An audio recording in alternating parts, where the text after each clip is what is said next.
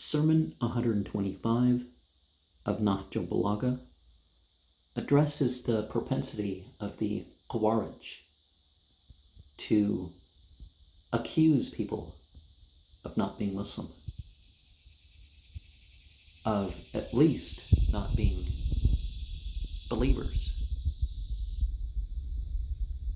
of assuming people are in the wrong just because they don't find support.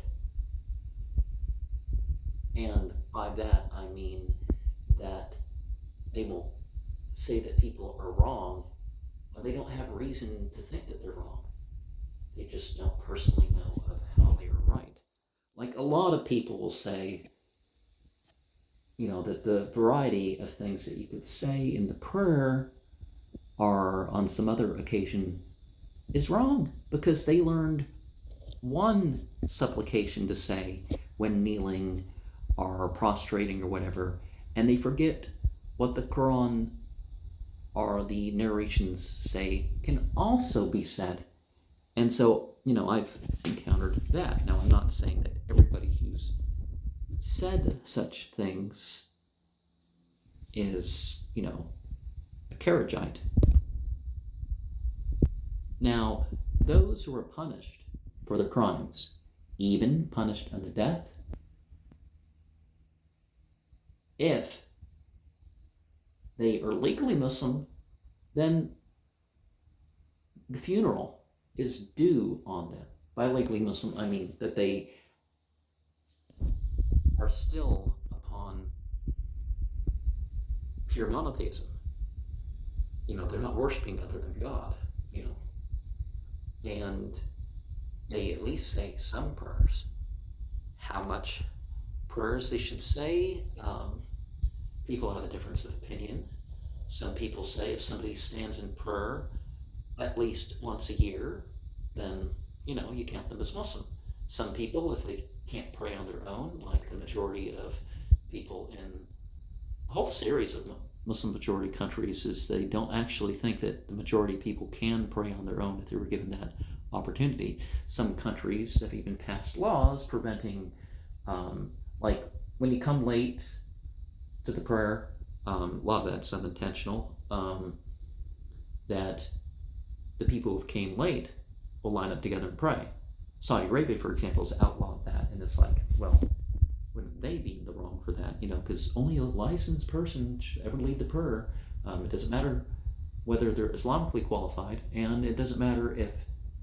Now, I understand, how some people in the same building will try to have 4 sermons and stuff like that. Stuff like that has happened in the past. I haven't witnessed that myself, and I don't mean, in order for more people to attend, they have a holiday or a Friday service, an hour apart from each other, that sort of thing. I don't mean that. I mean, even in Mecca, that sort of stuff has gone down.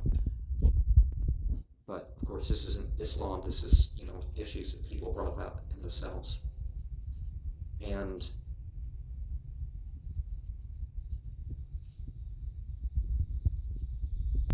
revivals are to unite the Muslim, not to fight off what you consider the deviant sects. You can address their deviancy.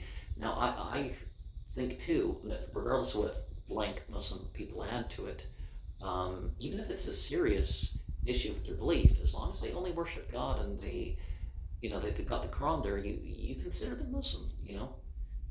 Now, if they've altered the prayer to the point where it's unrecognizable or something, they make it into sitting in a chair and they don't use the prayer times and stuff like this, and it's like, okay, I can understand that. Now, some people, again, if they're sitting, do you know their physical condition?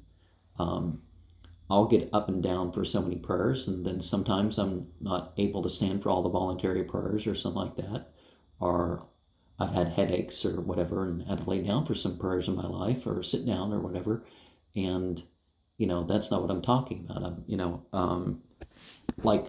But some people don't know. I hear of people who have read English translations of the Quran, and they thought, okay, on a Friday I'm going to talk about religion with my family. And I've met people who actually that was their thing until they got to be part of a regular masajid and learned how to pray. And one of the things that we have with such groups is that the focus is on the rights of others.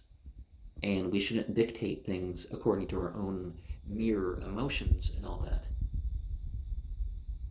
And, people talk about democracy, and it's like, well, it's just a word with baggage that people don't like, because theocracy is what we're talking about. Because we're not saying, we're not being a bunch of sociopaths that will be swayed by the mere opinion of others, no matter how popular it is. People have their rights.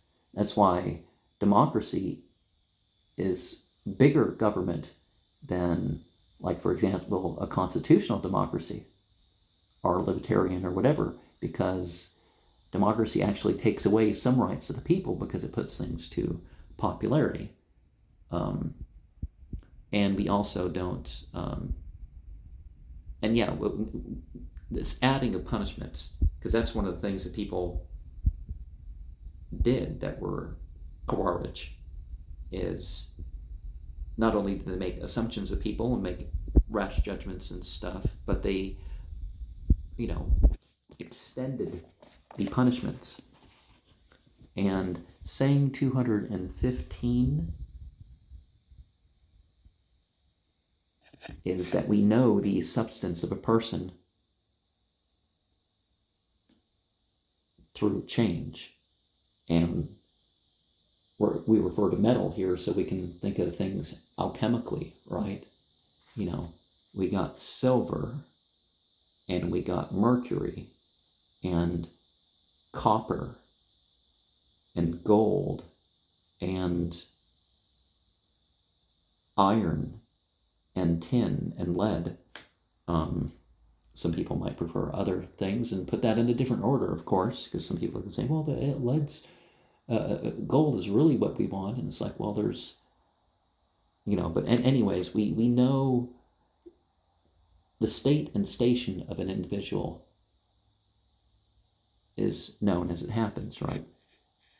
And there's a difference between the state of what's going on and the state of yourself as well. Saying 214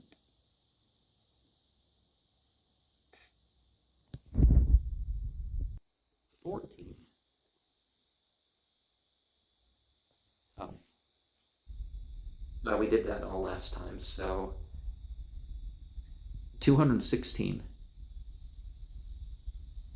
reminds us that jealousy sometimes shows a defect in the relationship. Because obviously you want good for those you are on good terms with, regardless of, whether one has it oneself. And saying 217 reminds us that lapse in judgment is, because of unrestrained wants for the most part.